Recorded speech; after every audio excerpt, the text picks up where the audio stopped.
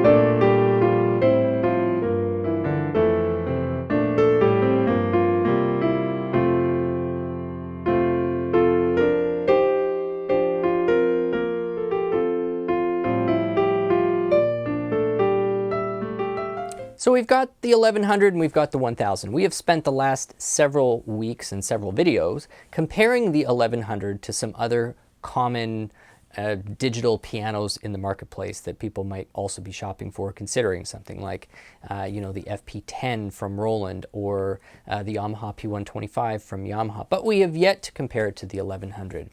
To the 1000. And this was one that we definitely wanted to do before moving on to a different model or a different series of videos. There are things that are a little bit different between them, and then there's a whole bunch of stuff that's exactly the same between them. So first, let's start with the points of commonality between the 1100, which is in black, and the 1000, which is in red, from what you're seeing.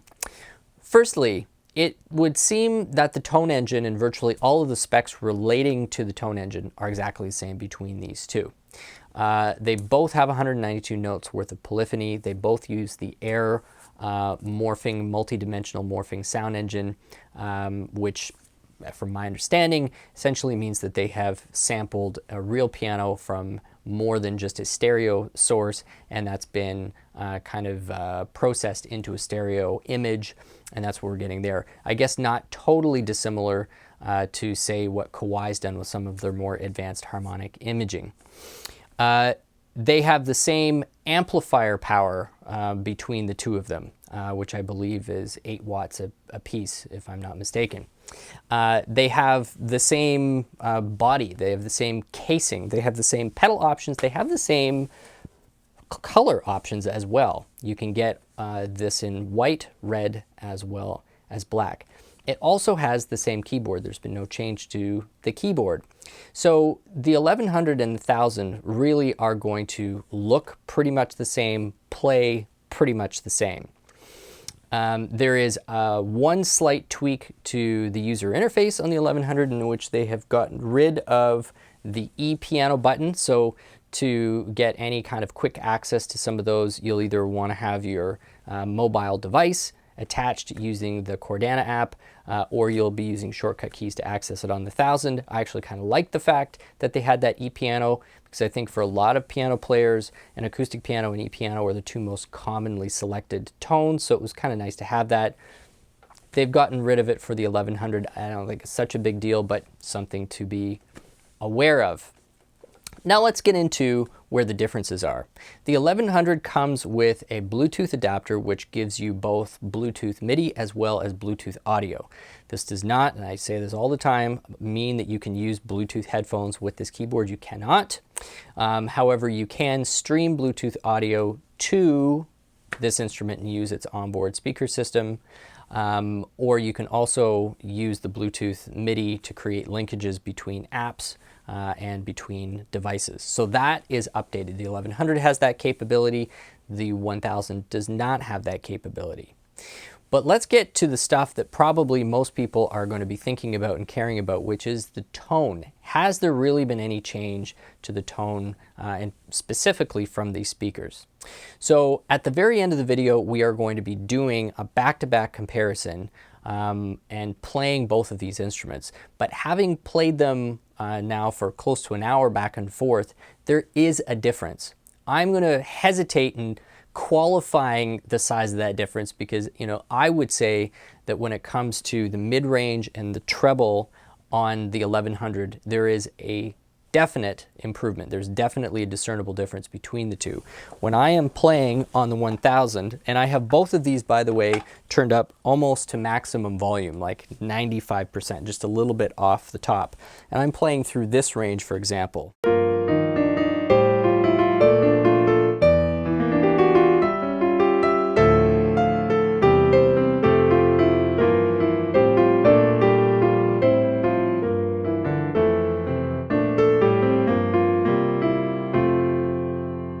Playing a lot of chords through that mid-range.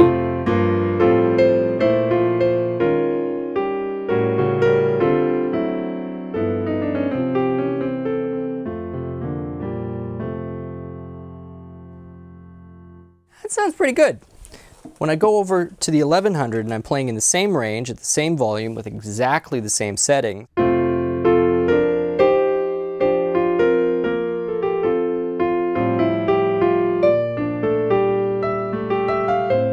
there's just more top to each note.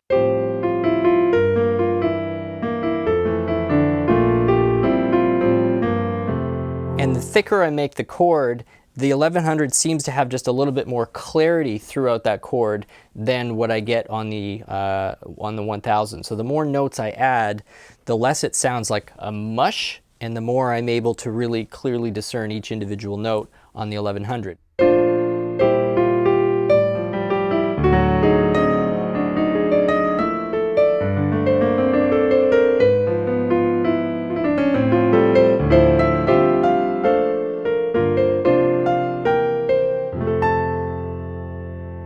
Now, I noticed that most in the mid-range, and that could either be because that's just where the speakers seem to give off that benefit the most, or it could just be that generally it never sounds good on a piano to be playing all the way down here with tight triadic type chords anyway.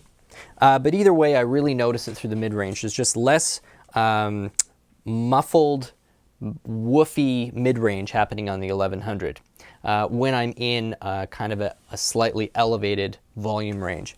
The other place I notice it is in the top third of the instrument.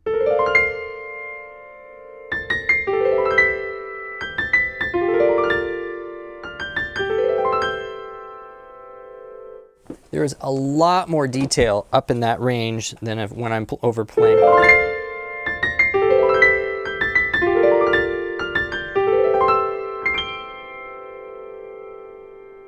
Yeah, now Right now you are hearing really just line out, so I don't think there's any difference at all in terms of what you've been listening to and what I've been hearing when I've been playing through the headphones. But like I said, we are going to get the microphones on these speakers. I'm going to play through all the different ranges and see if you at home can hear what I'm hearing in the studio, which I would say is not dramatic, but incremental improvements in the few areas that I'm talking about.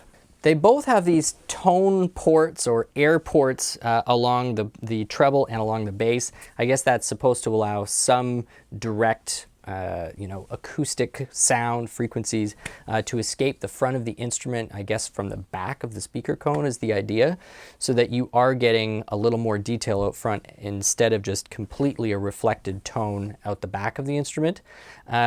I don't notice that on lower volumes, but when I really turn the instrument up, I actually do get some detail. I noticed that a lot when I was comparing this to the Yamaha P125, which of course has upward facing tweeters. So even at a low volume, that Yamaha has some nice detail. But in the top half of the volume, when you turn the Casio up, and particularly when you had some of the digital signal processing turned on, it actually created the sense that it had a very similar level of treble detail, but only when you were in that top half of the volume range.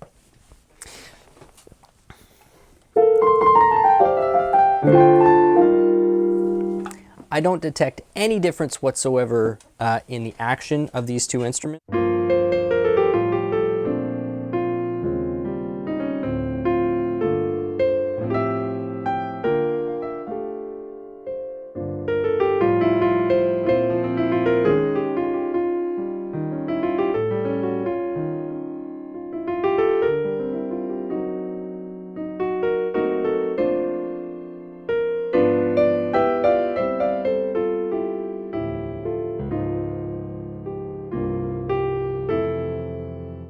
I also happen to think that they have calibrated the tone curve really nicely to this action. So you kind of leave playing this with a sense that it's pretty responsive for the price point.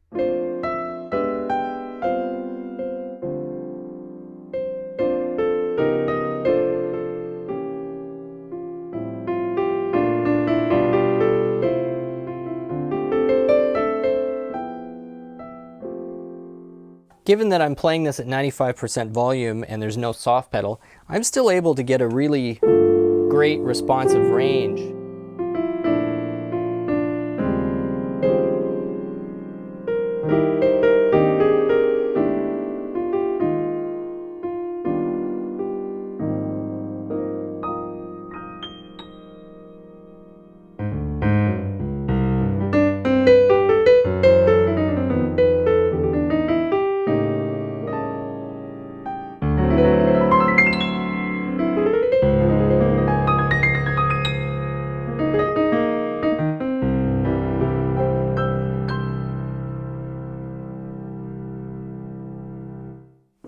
All other functions are also the same on here. You have the ability to layer, you have the ability to split. It's got some built-in songs that you can turn the left and right off. It has a basic recorder as well. It's got the USB ports. Both had, or have, the 1/4-inch stereo line outs, which is great. This makes this actually a pretty viable candidate for some basic gigging.